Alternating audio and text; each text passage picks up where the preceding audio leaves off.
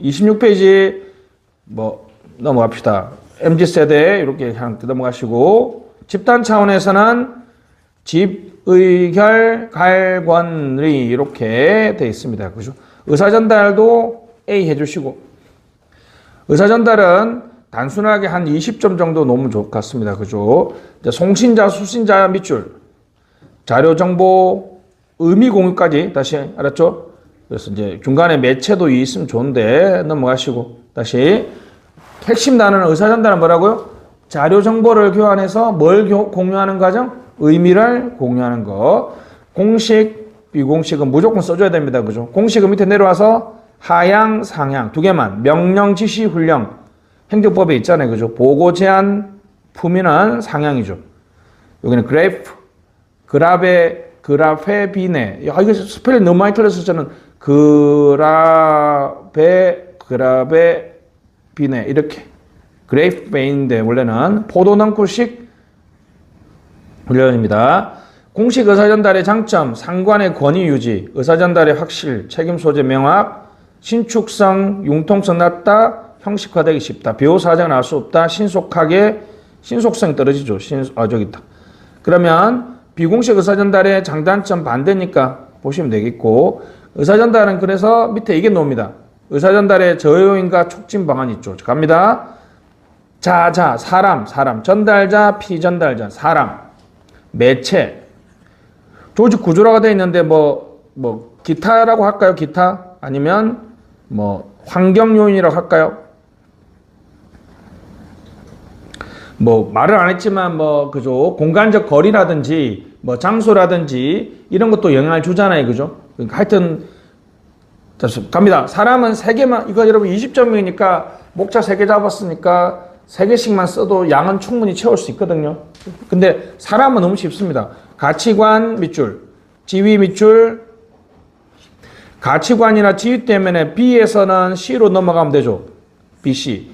내가 직급이 낮으면 내한테 불리한 걸 어떻게 해요? 은폐하거나 왜곡하겠죠. 그죠? 그래서 의식적 제한, 그다음 불신, 편견, 인간관계는 있습니다.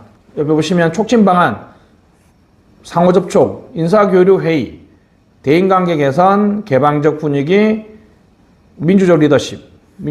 요 정도까지만 그냥 대충 한 3개에서 4개 정도 연결할 수 있겠죠?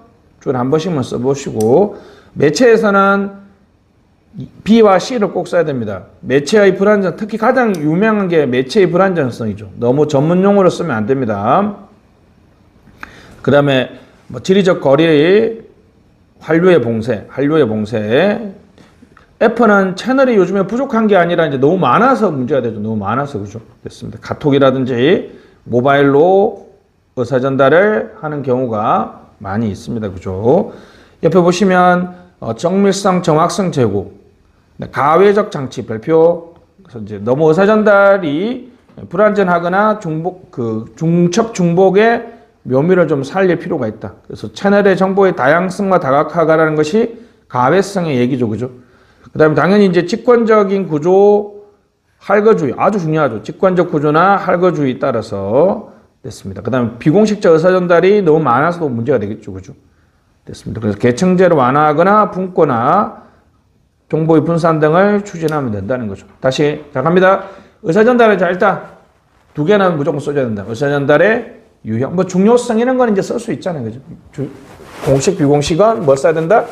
예를 간단하게 써주고 장점과 단점을 비교해주고, 자, 그 다음에 의사전달의 저요인과 촉진 방안은 크게 이런 웬만한 책의 목차가 같습니다. 사람 요인, 매체 요인, 기타 제반 환경적 요인 이렇게 기억해 주시면 되겠습니다. 자, 가시죠. 밑에 의사결정입니다. 밑에 표 됐죠? 갑니다. 합리모형, 이선정합. 다시 갑니다. 합리모형, 이거는 무조건 외워야 됩니다. 이선정합, 전제조건, 이기적 인간, 선호는 명확하고 정보는 완전하고 합리적이다. 그래서 문제에 대한 명확한 정의, 목표에 대한 명확한 설정, 대안의 광범위한 탐색, 원샷 밑줄, 포괄적 분석, 루트 메서드 꼭 써줘야 됩니다. 그죠? 모든 걸 하나에 하니까 병렬적이라고 쓰시고, 병렬적 대안 탐색이죠. 모든 대안을 다 탐색합니다. 결과에 대한 정확한 예측, 비교 평가 선택에서 최적화, 경제적 합리성. 뭐 같은 말이 뭡니까? 최소 비용의 최대의 편익이죠. 최소 비용의 최대의 편익을 제고한다는 거죠. 왜냐하면 이걸 무조건 여러분들 의사결정 모형에 놓으면 무조건 특징 쓰실 때 잘 들으세요. 합리 모형과 비교함이라고 써야 돼요. 합리 모형과 비교함이. 점정 모형은 제한된 합리성이니까 자, 이선정합, 제한된 합리성, 목표가 없다라고 하면 안 돼. 알았죠? 불분명하다. 불분명하다. 정보가 없다 그러면 안 되고 무슨 정보? 불완전 정보. 기납적이라면 여기 연역적이라면 기납적이고 modeling through. 자, 갑니다. 문제에 대한 불분명한 정의, 목표와 수단, 이거 꼭 써야 됩니다. 목표와 수단의 상호존, 루트 메서드면 브랜치 메서드, 제한적이고 연속적 비교. 이거 영어 하나 써주면 돼, 그죠? 제한적이고 연속적 비교. 대안도 계략적으로 예측하고 균형화입니다. 이거 귀찮으면 여러분 기목 개참분이라고 써보세요, 옆에. 자, 갑니다. 제가 공부할 때 했던 암기법인데 기목 개참분. 기존 정책 플러스 마이너스 알파. 목표와 수단이 상호 의존한다. 목표와 수단의 상호 의존. 계속적 결정, 참여적 결정, 분석의 제한. 그냥 두 문자로 외우는 거 좋아하는 분들은 기목 개참분으로 해도 되고요. 이미 이제 문정, 목설, 대탐, 결례, 비평선을 외웠으면 그냥 그 단어가 그냥 불충분하다. 없는 게 아니라 뭐라고? 없으면 완전히 비합리적인 결정이잖아요. 그죠? 불충분하다. 넘어가시죠. 합리적 결정의 제한 요인. 개인은 항상 뭐죠? 가치관, 지위, 인식 틀. 가치관, 인지 능력, 그 다음에 흔히 말하는 병리적 현상이 나와 있습니다. 그죠? 뭐, 우리 사후 확신 편견이라든지 됐습니다. 뭐, 지위의 차이라고도 한번 써주시고, 지위의 차이. 가치관이나, 인간에 가면 가치관이나 지각이라든지 지위의 차이가 가장 많습니다. 그죠? 가치관이나 지각이나 지위의 차이에서 아까 말했던 의사소통의 왜곡이라든지 합리적 결정에 문제가 발생할 수 있습니다. 집단 요인은 여러분 그냥 유기구조냐, 기계구조냐라는 틀로 그냥 해석해 주면 되는데 의사결정에서는 항상 여러분들이 경제학에서 했던 것처럼 썬크 코스트. 자, 그 다음에 4번 우리 직관적 구조. 아무래도 이쪽으로 되면 소수에 대한만 고려될 가능성이 많죠. 자, 그럼 나중에 또 보시고 합리결정의 제약 요인 놓으면 어떻게 해요? 이렇게 안 써도 됩니다. 방금처럼 전제 조건의 문제, 의사결정 과정의 문제 이렇게 써도 되죠. 그죠? 그렇게 해서 하면 되겠고 실패.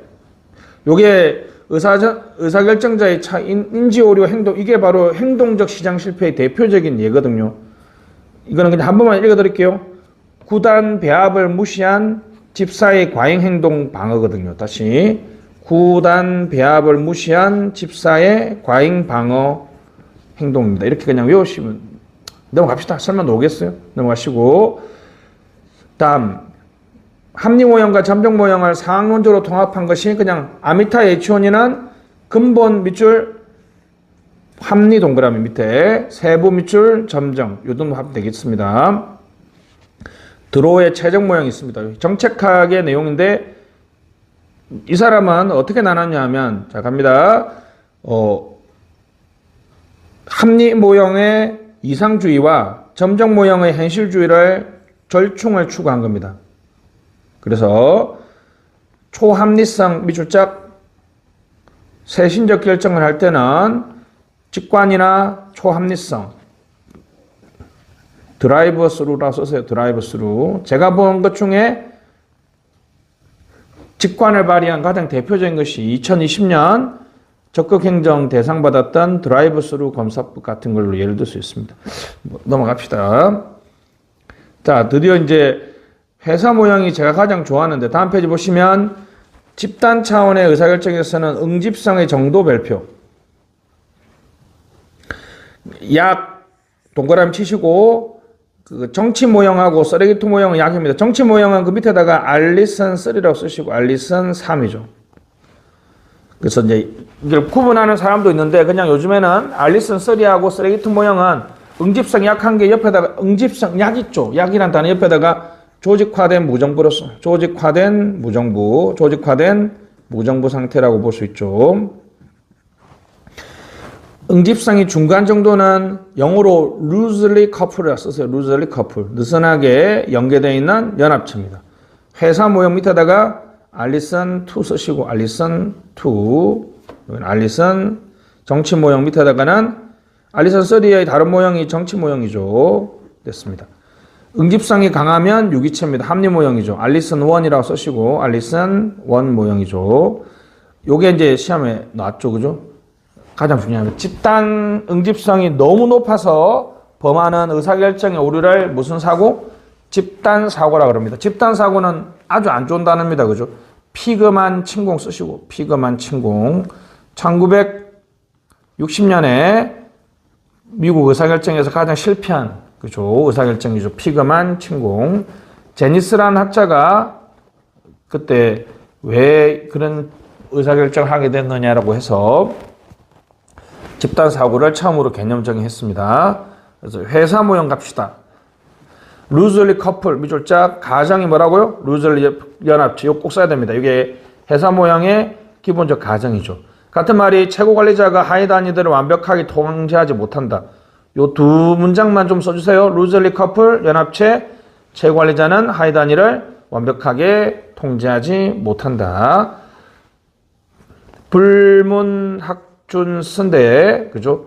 요거는, 저는 암기는 불문학준수라는데, 요거 순서는 이렇게 됩니다. 문제중심적 탐색을 하고요. 불확실성을 회피하려고 해서 갈등의 준해결을 지향하면서 조직의 학습을 통해서 SOP를 수정합니다. 문제로 촉발되는 탐색, 옆에다가 뭐 단순한 탐색 쓰시고, 안에 또 사기식도 있습니다. 탐색상의 편견 쓰시고, 탐색상 편견.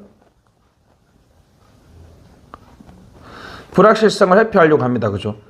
흥정 타협. 옆에다가 단기적 환류 쓰시고, 단기적 환류에 의존하고, 환경과의 타협을 통해서 불확실성을 회피합니다. 갈등의 준해결. 국지적 합리성이라 쓰시고, 국지적 합리성. 받아들일 수 있는 수준. 회사 모형이 가장 중요한데 잘 안 나오더라고요. 조직의 학습이 있습니다. 됐습니다. 그죠? SOP는 과업 쓰시고, 기록, 보고, 정보 처리, 규칙.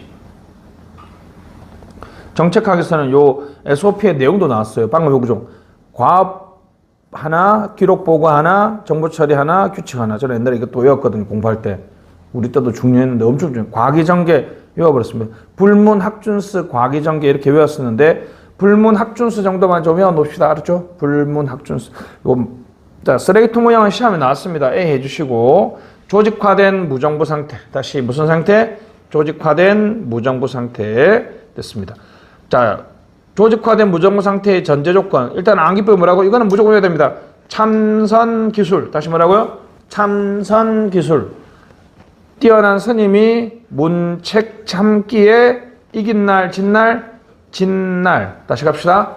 참선 기술 끊고 문책 참기 끊고 진 날. 다시 참선 기술 문책 참기 진 날입니다.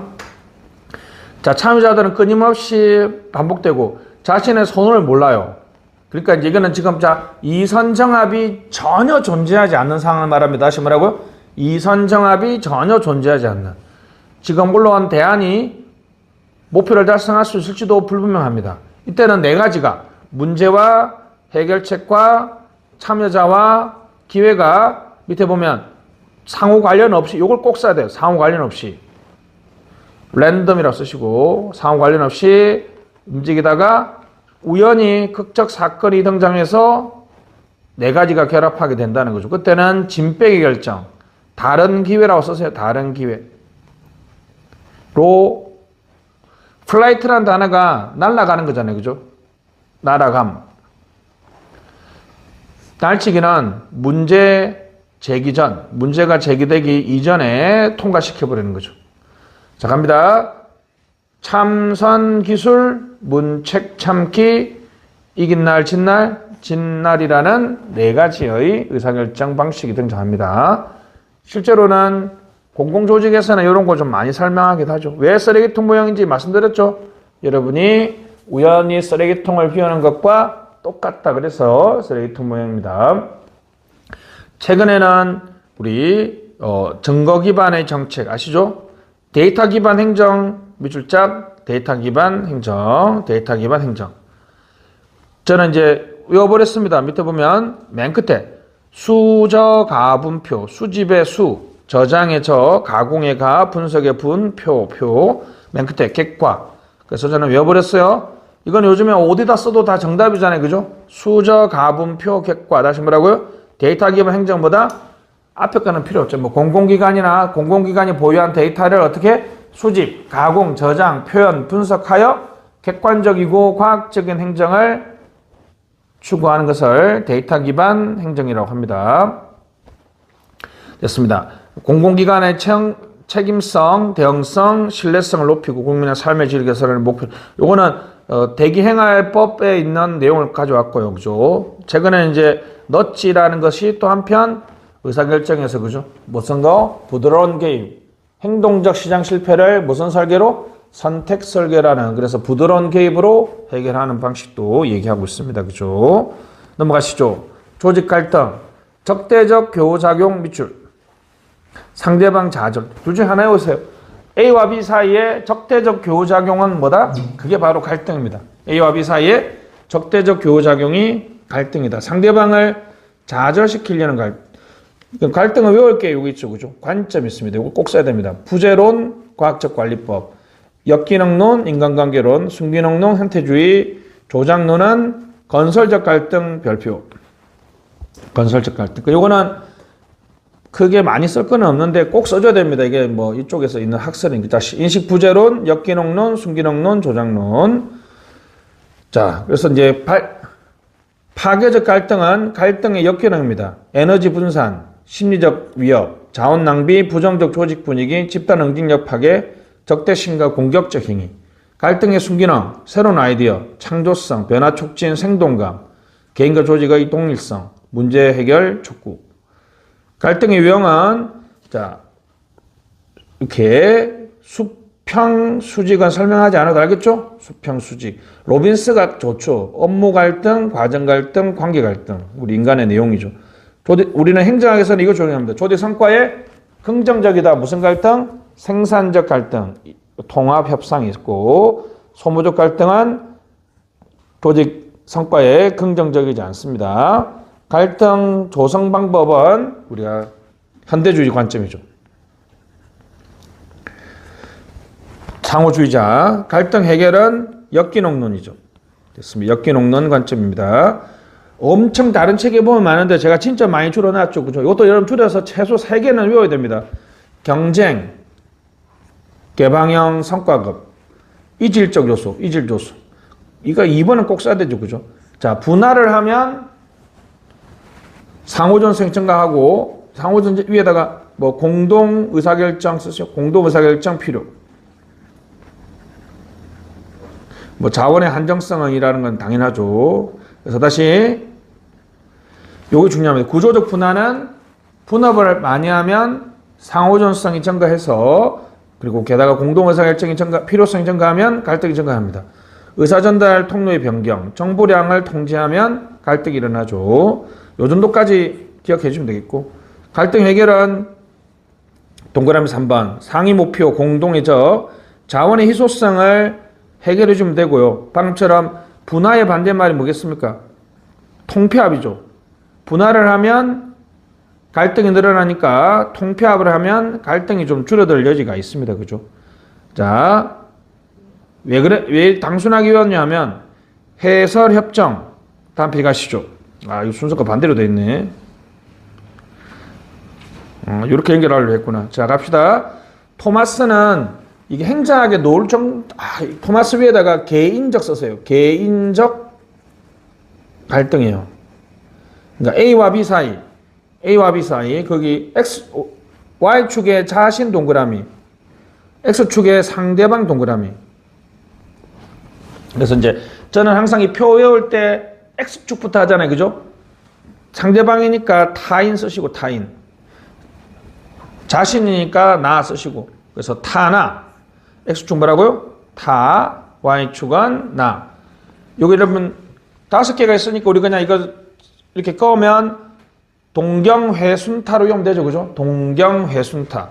협동의 동, 경쟁의 경, 회피의 회, 수능의 수, 타협의 타.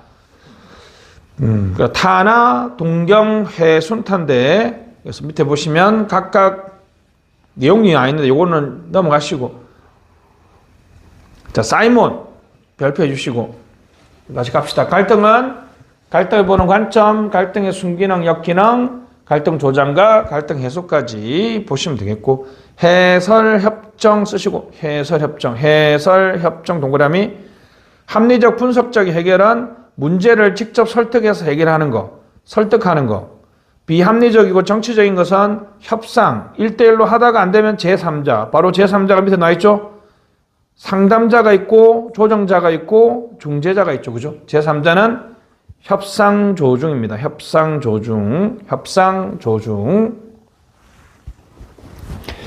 됐습니다. 그래서, 그래서 저는 이걸 외우면 틀이 좋은 것 같아요. 해설협정, 협상조중. 해설협정, 협상조중. 협상조중. 정략이라고 이름이 좀 이상하긴 한데, 누구를 통해서? 정치적인 제3자가 개입해서 문제를 해결하는. 요거는 ADR에 했으니까 넘어갈게요. 그래서 이제 갈등은 논만한 하다 이렇게 보면 되겠고, 리더십은 18년에 나왔는데, 25년 벌써 돼버렸다. 그죠? 그래서 이제 넘어갑시다. 이건 쭉 넘어가시고, 여러분들은 고시 2차 하는 게 다행이라고 생각하시면 되겠습니다. 객관식에서는 이거 싹 다 시험을 놓는데 32페이지 조금 방어적으로 봅시다. 자, 변혁적 리더십 표에 카지연계. 다시 뭐라고요? 카지연계. 요것만 외우고 넘어갑시다. 제가 좋아하는 지식정보사의 리더십은 좋은데 시험 놓을 일이 없으니까 넘어가시고. 그린리프 여기가 18년 리더십까지 여기까지 나왔어요. 그죠? 그래서 헤르만 헤세의 동방으로 여행해서 레오 이거 꼭 써주세요. 알았죠? 이 사람 소설책을 보고 그린리프가 만든 리더십이 바로 섬김 리더십입니다. 섬김 리더십 됐습니다. 공회청, 경감, 개념, 인식, 설득 이렇게 외웠는데 넘어가시고 모르세의 협력 리더십 발표. 요게 이제 미기출된 리더십에서 요게 있습니다. 공공가치 구현을 위해서 다양한 이해관계자의 협동을 유도하는. 왜 이걸 하는 거 아시겠죠? 그죠? 우리 협력 가버넌스라 굳이 따지면 여러분, 무어의 공공가치 창출론에서 전략 관리자가 돼야 된다고 했잖아요. 그죠? 그때 필요한 리더십이 무슨 리더십? 모르세의 협력 리더십입니다. 모르세의 협력 리더십 됐습니다. 그럼 여러분들이 정리했던 뉴가바넌스의 사례, 저는 이제 공론조사를 공론조사에서 여러분들이 오해하면 안 됩니다. 여러분, 섬김 리더십은 부하를 섬기는 거야. 부하. 모르세의 협력 리더십은 그게 아니라 이제 대외적 관계를 강조하는, 그래서 상호 협조와 협동을 유도하는 리더십. 그러니까 섬김 리더십은 보통 이렇게 부하를 섬기는 거니까 오해하면 안 됩니다. 그죠? 그래서 통합적 사고와 협력 자원 보유. 협력 방식, 의사소통 체계, 설정 운영, 협력 촉진. 성동구민청 써도 됩니다. 성동구민청이나 리빙랩, 시빅테크, 마스크 지도 이런 것들을 쭉 무슨 리더십이에요? 모르세의 협력 리더십입니다. 모르세의 협력 리더십. 넘어가시죠. 조직 전체 차원에서는 문과 인구가 변화한다. 다시 무슨 인구 변화? 문과 인구 변화 이렇게 보면 되겠습니다. 그죠? 여기는 이제 경쟁 가치 접근은 무조건 암기해야 됩니다. 그죠? 2번 시험에 나왔고 앞으로 많이 나온다. 그죠? 됐습니다. 요거 표로 암기하는 방식 아시죠? 내외 연통. 내 분야 외부냐. X축은 뭐라고요? 내부냐, 외부냐. 유연이냐, 통제냐. 됐습니다. 그래서 혁신문화의 혁자 동그라미, 집단문화의 집자 동그라미, 위계문화의 위자 동그라미, 합리문화의 합자 동그라미. 호프스테트는 암기 안 해도 돼요. 그죠? 됐습니다. 맥킨지 모형도 암기 안 해도 되고, 바람직한 조직 문화는 우리가 혹시나 여러분 경쟁 가치 접근법으로 안 놓으면 요 두 가지가 답입니다. 조직이 하는 뭐와 부합하는 조직 문화? 전략과 부합하는 조직 문화와 환경에 적응하는 조직 문화가 최근 우리 행정학이나 경영학에서 바람직한 조직 문화입니다. 됐습니다. 다시 경쟁 가치 접근과 가지고 여기 적극 행정 써보시고 적극 행정. 아니면 여러분들이 생각에 여러분 이게 시험에 적극 행정과 행정 문화가 나왔잖아요. 여러분 적극 행정은 지금 요 네 가지 문화 중에 어느 문화와 잘 맞아요? 당연히 혁신 문화와 잘 맞겠죠. 근데 우리나라 공공조직은 거의 대부분 무슨 문화입니까? 위계 문화니까. 이거는 답이에요, 답. 이건 정답이 딱 정해져서 만약 여러분들의 경쟁 가치 접근법으로 뭔가를 비판하려면 지금 우리나라에서 변화를 시도하는 모든 것들은 적어도 혁신 문화 아니면 합리 문화거든요. 적극 행정이라든지 학습 조직이라든지 뭐든지. 그래서 문화론적으로 비판하려면 위계 문화에서 무슨 문화로 바꿔줘야 된다? 혁신 문화로. 그러면 내부보다는 외부를 중시해야 되니까 시민 참여라든지 공공관계 또는 사회 합의 형성 메커니즘 같은 게 중요하고, 우리가 통제보다는 유연성이니까 기계구조보다는 무슨 구조로 가야 된다? 유기구조로 가야 된다. 이렇게 결론 내리면 되겠습니다.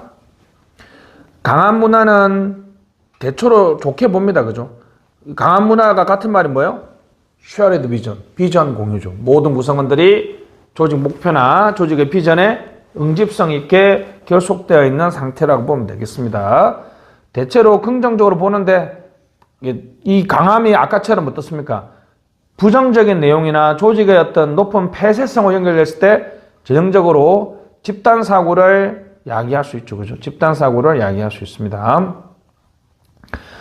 맥킨지는 전국이스 가구제는 넘어가도록 하겠습니다. OD도 행태과학, 가치관 태도 변화, 감수성 훈련, 과정 상담 있고, MBO, TQM 넘어가시고, BPR도 시험에 나왔는데 넘어갑시다. 전략 관리 다음 페이지. 요게 유인봉 선생님 책에 들어가서 한 번쯤 놓을 줄 알았는데, 그죠? 요거 수학 분석은 2번 나왔습니다. 2번. 그죠? 2번 나왔는데, 미션, 비전, 요 물어보는 거는 안 나왔어요. 그죠? 미션, 비전. 수학 분석은 뭐 뭔지는 아시겠죠? 넘어갈게요. 성과 관리는 임중목지의 3위. 그죠? 요 옆에다가 정평법 썼어요. 정평법. 정보업무평가법 4조인가? 하여튼 정보업무평가법에는 성과관리는 기관의 임무, 중장기 목표 위에다가 전략 목표 쓰시고, 중장기 목표를 전략 목표라 그러고, 올해 1년짜리 목표를 성과 목표라 하거든요. 성과 지표. 다시 기관의 임무, 전략 목표와 성과 목표, 성과 지표를 사전에 설정하고 3위를 달성하는 행위. 다시 뭐라고요? 3위를 달성하는 활동. 경제성, 효율성, 효과성. 아시겠죠? 이코노미, 이피션시, 이펙티브니스를 달성하는 행위를 우리가 성과 관리라고 합니다. 맞죠? 이게 법에 성과 관리 개념 정의가 있으니까 그대로 활용해서 쓰면 되겠습니다. 됐습니다. 그 1년짜리가 있고 3년짜리가 있습니다. 그래서 자체 평가를 해서 하고 재평가를 하는데 넘어갈게요. 코트의 변화 관리는 여러분 입장에서는 아주 멀죠. 그죠? 참여정부 때 핫했는데 뭐 2010년인가요? 대항보에 사실 한번 나왔는데 놓을 일은 없겠죠. 그죠? 저는 이거는 그냥 한 번만 해드릴게요. 저는 이걸 다 오랜 역사를 가지고 있으니까 다 외웠습니다. 위추 비창전 임단 후제 너무 쉽게 외우는데 위추 비창전까지가 플랜이야. 플랜. 내가 보기에는 맞죠? 위추 비창전까지 위기인식의 50% 쓰세요. 코트라는 하버드대 경영학과 교수가 성공적인, 이게 상당히 재밌는 모양입니다. 성공적인 변화 관리를 한 100 몇 개인가의 기업을 연구를 했더니 이 7단계인가 8단계를 거쳤다는 거야. 그 중에 실패한 기업들은 첫 번째 위기인식에서부터 이미 50% 정도 실패한대요. 그죠? 뭐 그런 얘기 없어요. 위추 비창 전에 empowerment 단기 성과 요까지가 2개죠. 후속 성과와 제도화는 C겠죠. 그래서 plan to C 이렇게 보면 되겠고 위기 관리 예존 대복 했습니다. 갈등 관리도 어떻게 해요? 예방, 준비, 대응, 복구 됐습니다. 이번 산불은 전체적인 평가가 어떻게 나올지 모르겠지만 위기 관리가 좀 말하기 좀 애매하긴 한데 좀 뭐 이게 고시 강사로서 그런 사회 현상을 볼 때 참 이게 안 좋은 시각이긴 한데 저게 시험을 놓겠다 안 놓겠다 이건 좀 피해민들을 막 생각해야 되는데 저런 거 하면 또 애들 공부 많이 해야 되는데 이런 생각이 들기 시작하면 이제 강사로서 진짜 체화됐다고 볼 수 있겠죠. 그래서 조금만 더 있어 봅시다. 올해 뭐 지금 불은 다 꺼졌으니까 그런데 또 공무원들 질책하고 하는 그런 기사는 많이 없어서 위기 관리에 대해서는 크게 문제는 없는 것 같긴 합니다. 그죠? 됐습니다. 넘어가시고 증거 기반의 관리 넘어갔고 조직 진단 넘어갑시다. 공공조직의 특수 형태가 있습니다. 책임 운영기관이 22년인가 그죠? 입법고시에 나왔죠. 그죠? 아주 예전에는 2번씩 나왔습니다. 그죠? 그냥 이게 신관리주의의 정석이니까 목집 수분 결통 다시 뭐라고요? 목집 수분 결통 목표를 직관적으로 하고 수단은 분권적으로 결과에 대해서 통제합니다. 자, 그래서 책임 운영 기관의 종류 이런 거는 여러분들이 암기해야 되는데 그냥 안 하고 넘어갈게요. 됐습니다. 그래서 성과 계약은 중앙 쓰시고 중앙 기관장 쓰세요. 중앙 그죠? 중앙 이게 하이폰 알았죠? 누구와 누구 사이? 제가 가장 예를 많이 드는 게 뭡니까? 국립중앙극장. 국립중앙극장이 행정형의 대표적인 거거든요. 그러면 국립중앙극장장을 기관장이라고 할게요. 이건 당연히 문광채가 관리하겠죠. 문광채 장관이 중앙행정기관이잖아요. 그죠? 그래서 성과계약은 누구와 체결한다? 중앙하고 기관장. 그래서 수단의 분권하는 재량을 부여하는데 그래서 이제 총인건비 제도 하사표는 그래도 앞으로 총괄 경상비 이것도 싫으면 밑에다가 운영예산 쓰세요. 운영예산 제도로 좀 더 과감한 재량을 보여야 된다는 것이고 지금 현재 4급 이하 7%까지 자율성을 주는데 앞으로 무슨 예산제도? 운영예산제도로 가야 되고 결과에 대한 통제가 나와 있는데 중복평가입니다. 단일의 평가 여기 행안부 장관 쓰시고 행안부 장관 그래서 이제 행안부 장관이 지금 평가하고 있습니다. 알았죠? 그래서 단일의 공공기관 경영평가처럼 단일의 평가를 해야 된다는 거죠. 중복평가는 뭐냐면 잘 들으세요. 국립중앙극장장하고 누구하고? 문광채 장관하고 성과계약 체결했잖아요. 여기서 한번 평가하고 평가 내용을 우리나라 지금 한 50몇 개 있거든요. 이 전체 평가한 걸 다시 행안부 장관이 다시 평가하거든요. 평가를 2번 하니까 엄청 중복적이다는 거죠. 공공기관은 기획재정부 장관이 한 번 딱 평가하거든요. 이렇게 가자는 거죠. 책임운영기관은 항상 얘기하는데 양이 너무 부족하다. 그죠? 좀 늘려야 되겠습니다. 뭐 이렇게 근처에다가 여러분들 아는지 모르겠다. 그죠? 행정형 쓰시고 기업형 쓰세요. 행정형, 기업형. 요게 그나마 가장 실익이 있죠. 행정형은 일반에게 쓰시고 기업형은 기업 특별에게 쓰세요. 기업 특별에게. 그 정도까지만 뭐 써주면 좋을 것 같습니다. 뭐 NPM적 개혁으로 뭐 도입했고 뭐 이런 연도 모르는데 대충 좀 그럼 하면 어떡해요? 이게 제가 알기로 2000년인가 그런데 하여튼 그럼 김대중 정부 때 도입했다 이렇게 하면 한 5년 정도 퉁칠 수 있잖아요. 그죠? 이렇게 해서 그냥 쓰시면 될 것 같습니다. 다시 한번 그래서 앞으로 방향은 뭐라고요?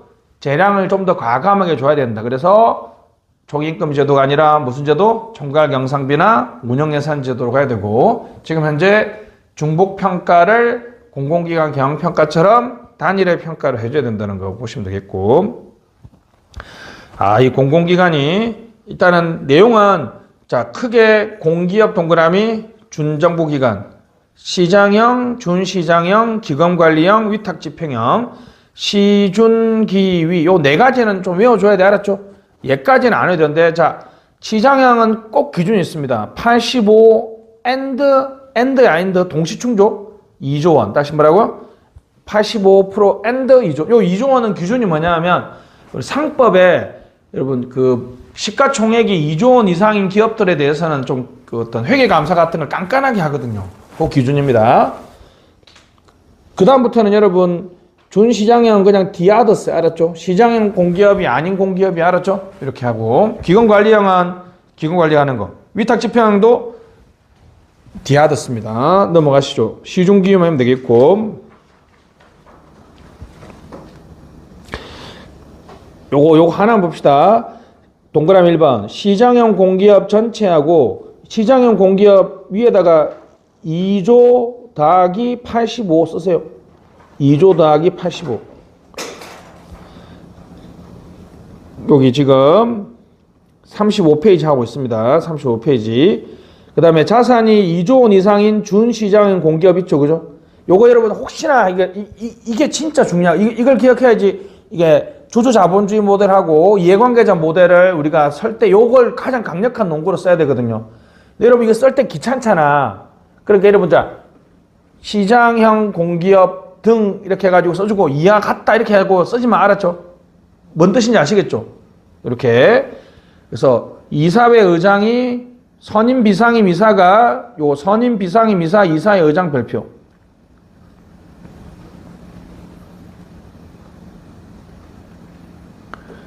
자, 이사회 의장의 기관장 해임 건의권이 있습니다. 기관장 해임 건의권이 있어요. 됐습니다.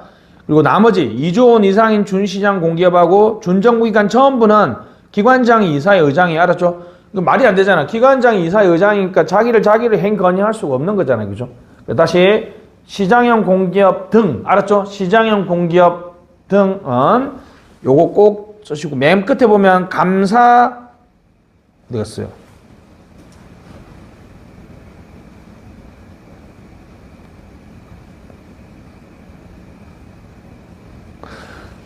그 기관장 해임 건의권 신설 지난 것이 있죠. 옆에다가 콤마 찍고 감사위원회 써세요. 감사위원회. 가로 열고 의무. 요 두 가지가 가장 큰 차이거든요. 다시 시장형 공기업 등은 선임 비상임 이사가 이사회 의장이고 이사회 의장의 기관장 해임 건의권이 있는데 그리고 감사위원회는 의무입니다. 근데 다 감사는 두는데 감사위원회는 여기만 둔다는 거죠. 요거 꼭 기억해서 알았죠? 넘어갑시다.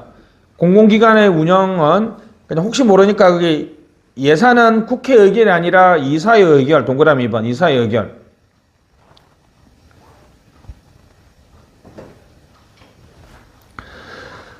됐습니다. 그래서 8번 보시면 국무회의 보고하고 국회에 제출합니다. 그래서 특이하죠. 그죠? 우리 예산은 국회의 의결이 아니라 이사회 의결로 확정된다. 그 기획재정부 장관이 경영실적 평가대 이런 거 시험 표현하고 있다시. 넘어갑시다. 자, 36페이지. 공기업 민영화는 요즘에 논점이 아니죠. 그죠? 그래서 그냥 간단하게 봅시다. 여기 2번, 3번이 중요합니다. 협의 동그라미 소유권 이전 별표. 소유권. 꼭 소유권이 변해야지 민영화라고 보는 그런 관점이 있습니다. 그럼 이제 독점 황금주 됐습니다. 황금주는 특별 권리 쓰세요. 특별 권리. 얘가 뭐가 있겠습니까? 사업을 퇴거하거나 또는 요금 인상이라든지 이런 거에 대해서 권리를 가지는 이 황금주를 딱 하나만 누가 가지고 있다? 정부가 가지고 있는 방식이죠. 국민주 방식은 포스코 쓰시고 우리나라 포항제철이 포스코가 될 때 국민주 방식을 했죠. 지분 제한 쓰세요. 핵심 단어는 지분 제한이죠. 안정적 지배그룹. 자, 우리 주주자본주의 모델에서 정답입니다. 다시 뭐라고요? 주주자본주의 모델에서는 안정적 지배그룹을 하는 것이 가장 중요하다. KGC 체크해 주시고 기관투자가의 전문 경영이 다시 기관투자의 전문 경영인 모델이 안정적 지배그룹으로서 정답이 되겠습니다.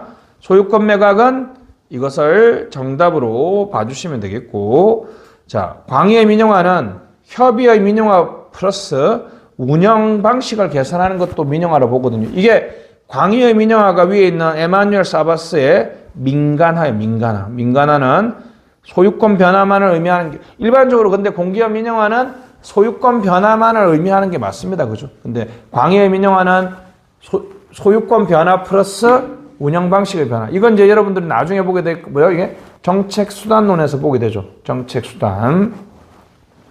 됐습니다. 그럼 거기 가서 보고 이렇게 해서 조직론을 마치도록 하겠습니다. 자, 수고하셨습니다. 박수!